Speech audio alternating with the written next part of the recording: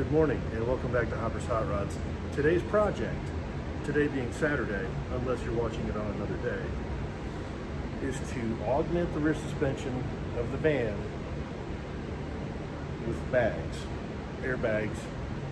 And why, you might ask? Well, that's a reasonable question. I'll show you.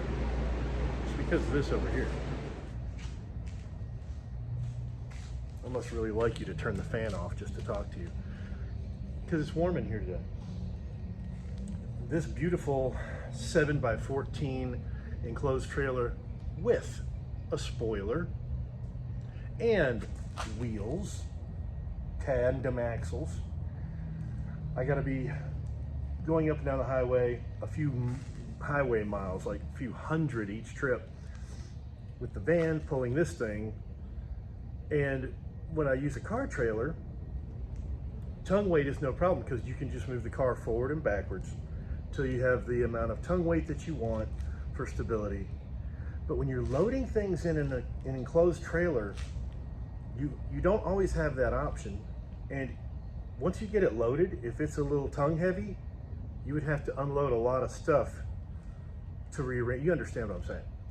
So this thing could end up being very tongue heavy on some trips, which will push the back of the vehicle down and the front up, and you don't want that. Going across town, it's no big thing. But if you're going down the highway thousands of miles, you want your load level. Putting bags on a vehicle is fairly straightforward. I can't count the number of times I've done it because you can't count to zero. I've never done this, but it doesn't seem that hard. And in this video, I'm gonna show you that for only about $1,000, you can save like $200. That's right. Learn and earn. Come on, this way. Cue the music.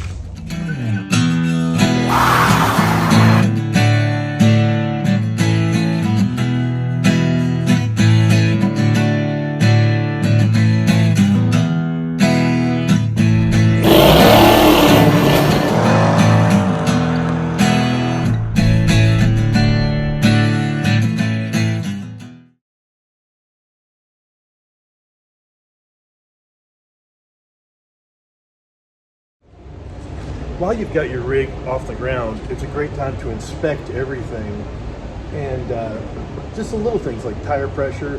Check to tread to the tires to see if you have a nail anywhere in there. 3 nails, 2 in this one, 1 in the other one. I don't live near a nail factory that I know of. Not fingernails, real nails, like nails. Well, I don't have to tell my regular viewers that I'm not the sharpest bulb in the book of bulbs, but I'm just trying to realize, I found 4, by the way, all in the rear tires, and I'm just trying to remember, where did my rear tires go that my front tires didn't go first? It seems like at least 80% of things that get in tires would get in the front tires.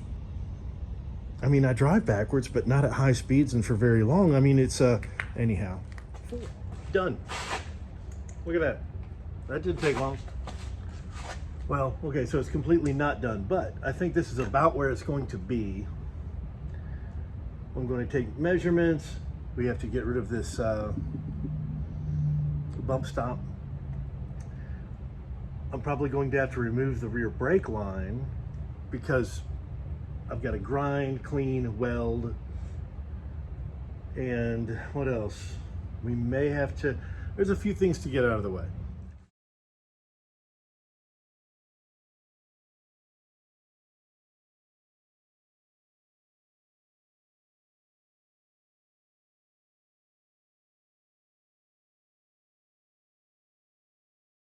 Remember when we just welded this new muffler on the last video?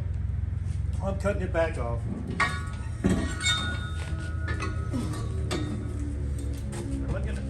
Look out. I'm just gonna leave the exhaust hangers right in my way so they'll poke me in the face while I'm trying to work, and then end up moving them when I put the new exhaust back on. Well, these bump stops were surprisingly easy to pry loose. I just kind of pried from one end and they seem to be coming off without too much difficulty. They just have a ridged deal. And now we can kind of measure this space and see what we see. So we'll just measure from the bump stop up 2.5 inches, and that should be the maximum squish of our bag. But we're gonna add 1/2 inch. I think the top of the bag should just be even right here with this frame. I think that's gonna give us plenty of suspension travel and no, what do you call it? We won't be able to over squish the bag if we just mount it like this. This will be the easiest thing to cut off and re-weld if we need it. So we just need to trim this off, and I'll show you. So basically, we're just going to trim off this, where the bump stop went. We'll slice that off and weld our plate flat to the bottom with a couple of gussets going upward like that. That's going to be our first attempt at this. If we're off by 1/4 inch, worst thing we'll do is squish a bag flat and cut them and have to redo it some other day. But that's going to put us in the range of our bag functionality. We'll give it a try. This is what we're going to try. I've measured, remeasured, read the specs on the bags as far as their, throw and their stroke and their working. But we're just going to make it to where hopefully we can't squish it completely flat if the suspension bottoms out. That's what we're going to do. Just a side note, and why you can't make any assumptions, this side of the rear end hangs down lower when the suspension is, suspended like this. And I couldn't exactly figure out why. I thought maybe one spring might have been a little stiffer than the other, but no. These shock absorbers are at slightly different angles. That one is mounted at the top 1.5 inches or so farther forward than this one would be backward. Then there's plenty of room. They could have done them the same. There's plenty of mounting space.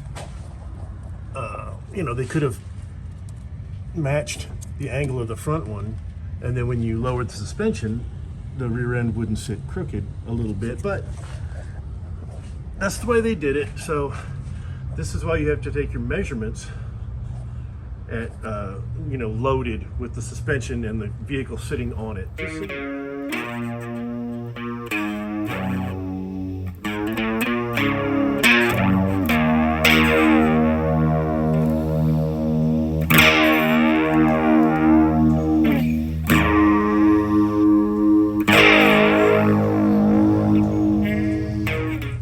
We are going to start just by removing this part of the bump stop mount, because there's a chance we can use these gussets to our advantage. If the plate mounts right there, we can just weld to those. So we're not going to remove those until we know they're in the way. You may notice this shock is also collapsed completely. When I took it off, it doesn't rebound. So I picked up some new shocks. They're in a box over there. Grab some brackets and a tape measure here. Okay, we are going for 6.5-ish.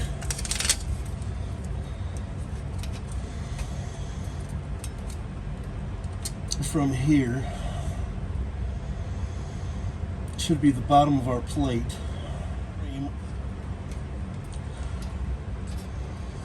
I don't think you're going to be able to see this, but 6.5 is right there, and that's where we're going to put the bottom of the bracket. After a bit of measuring, I've come up with, I used the bottom plate to find the diameter, and I can trim about 1 inch off of this, and that way the bags will be 2 inches farther apart on the axle tube. It's a lot of work just to move them out just that little bit, but it's what I think we call a cumulative benefit. So without having a plasma cutter, I'm just going to use the old cutoff wheel and start slicing and see how long this takes. I'll probably be here for a while.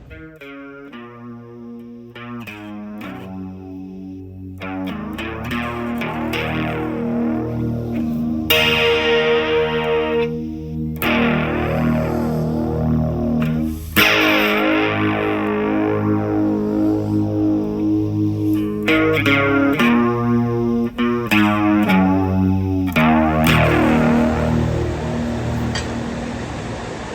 here we go. It's starting to rain, as you can hear, but we've got our notch cut for our, you know, thing. That's pretty close. I think it's going to be close enough to mount a big rubber balloon on it. Let's go test fit and see if we need to make any adjustments. Now that we kind of have an idea where these brackets are going to go and the shape of them, this little Sharpie line is where the bracket is going to go, but these are what are known as fuel lines. So welding up here next to the fuel lines is not a great idea. No, ow, son of a, that's going to leave a mark. This is our bottom bracket, and I went ahead and welded a little piece of scrap the length of our installed bag height. So it should point directly to our upper bracket, which is notched out and trimmed up and will fit right about there. So I can get pretty close to where this is going to live on the axle tube. And now I can make marks here and grind and clean all this up, and it will be ready to weld also. This should be close to where the bottom of the bag mount sits here. We can take this clamp off now. Here's our pedestal for the bag, and here's the upper mount for the bag, tack welded in place. Everything's cleaned. Fuel lines moved over here, and I've got some leather to cover them when I finish weld everything, because you don't want a hot ember on the fuel lines, really. I don't. And here's the other side. It looks pretty much like the first side.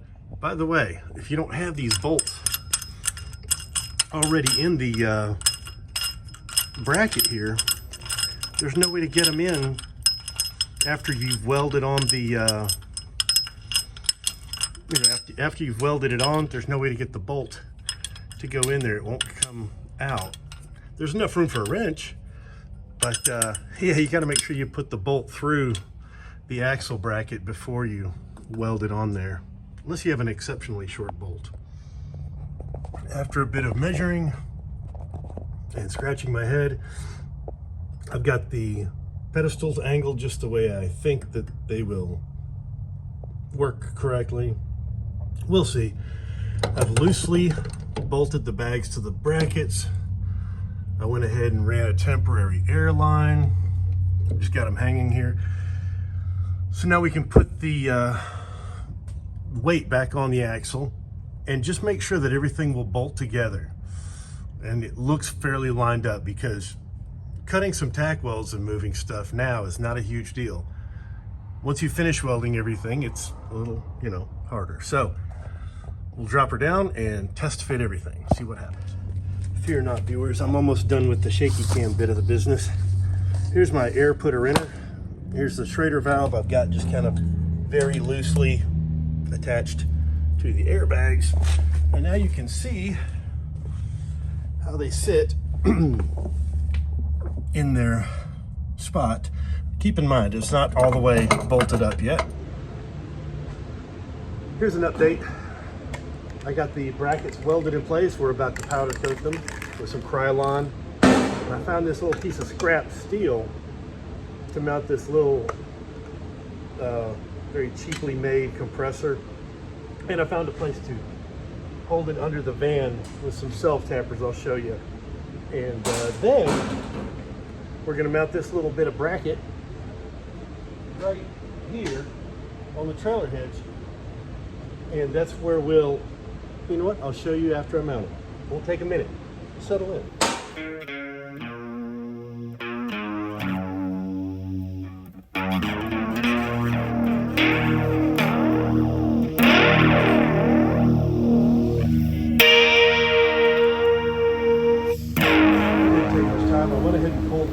Trailer plug down because we're going to add some wiring to that, and my winch power thing broke. We got to fix that too. But we got our bracket in place, welded up, painted, and I went ahead and painted the brackets and the compressor mount. I'll show you the compressor too. It's right under here, and there we are, nice and stealthy. I went ahead and just ran the ground wire under that scrap piece that we mounted it on and hung it there with some self-tappers. Here's our power line that'll run to the front, and our air hose outlet is right here, and that'll run back to the bags. We're using the KYB Excel G Shock Cool Shocks. They're black and red. They match our whole motif. Well, here's our bags bolted in place. Fuel lines back in place. Here's our air lines. Now we've got one T-fitting that goes to the back of the vehicle to a Schrader valve on the trailer hitch, and then the other one right now just goes straight to the compressor. So if I energize the compressor, it'll air up the bags. Airbags mounted, most of the stuff run. I've got a bit more wiring to do, but I'm bored with that, so I thought we might play with exhaust pipes.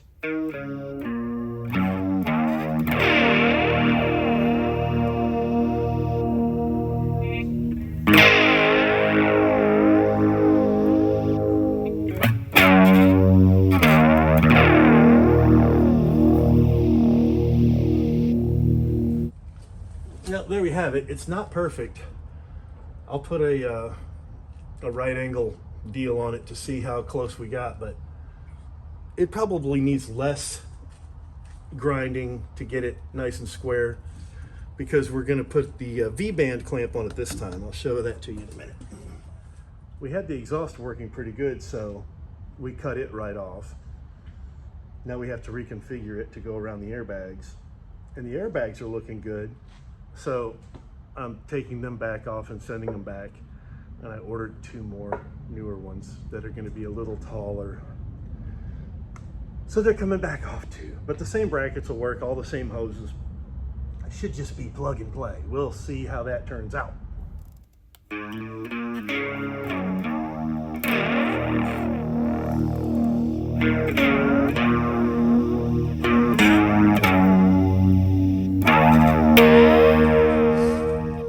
It's not terrible. I think it's pretty close to square. We will again put a square on it, just see if we need to do any grinding. I'll go ahead and slice up the rest of this and show it to you once it's all cut apart. Quick shot with the shaky camera. All right, look how nice. I got a couple 3-inch pieces of exhaust pipe, and they fit nicely into this V-band clamp. I really like this thing. Made by Eagle Energy.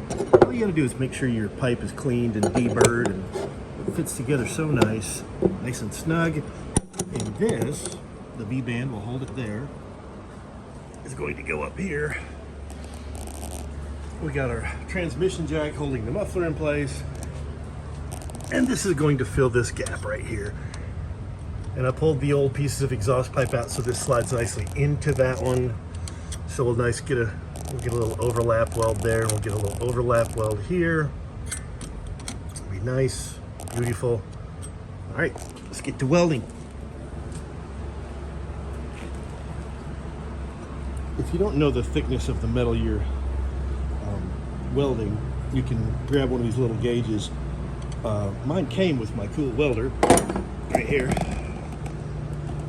and it'll tell you what the gauge is just by slipping it over the edge there. This is a 16 gauge sheet metal equivalent, so it's mild steel, and you just input that in the machine. It puts you right about in the right range, so you can get this clamped up and ready to weld. Through the magic of forgetting to hit the time lapse, we now have a fully welded V-band clamp.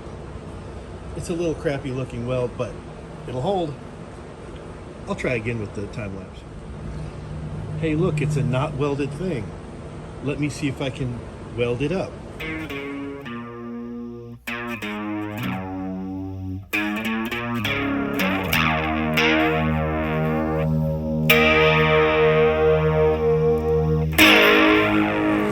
Ta-da!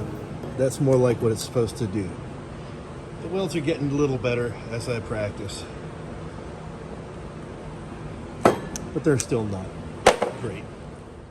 Well, it took a few minutes, but there's our V-band clamp, nice and snug. We got our muffler reinstalled, got our hanger re-welded, our exhaust routed around the bags, which are inflated and connected. These are the new bags. They're a little bit bigger and they're taller, so they were easier to line up. We got our exhaust pipe all the way run out to here. We've got our auxiliary air valve right here. Put the cap on that, snug, and we can now connect it to the trailer. Look at the happy list. We've got everything juiced up, wired up, completed, welded, zip tied, and we are ready to take it for a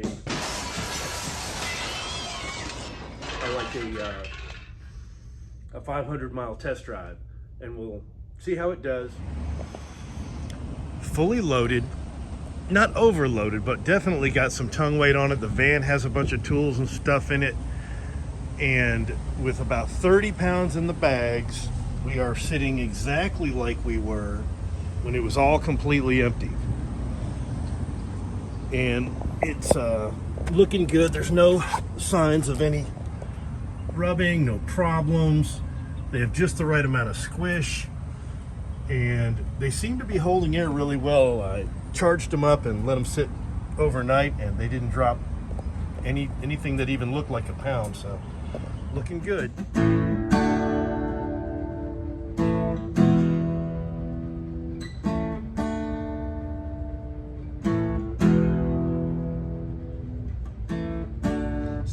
Oh, hey, there it's you guys, you're still here. Well, it's time for the new segment, viewer mail.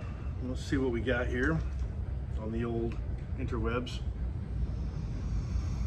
Okay, let me ask Jeeves what my email is. Oh, here we go. Got something here from Colby in Texas. Says, I recently graduated high school, middle Victorian of my class. Well, and I've started building a car. Here's a picture of my project. All right, I'm going to put the picture up on the screen.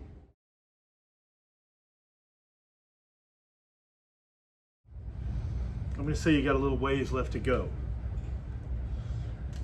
But good for you getting through high school.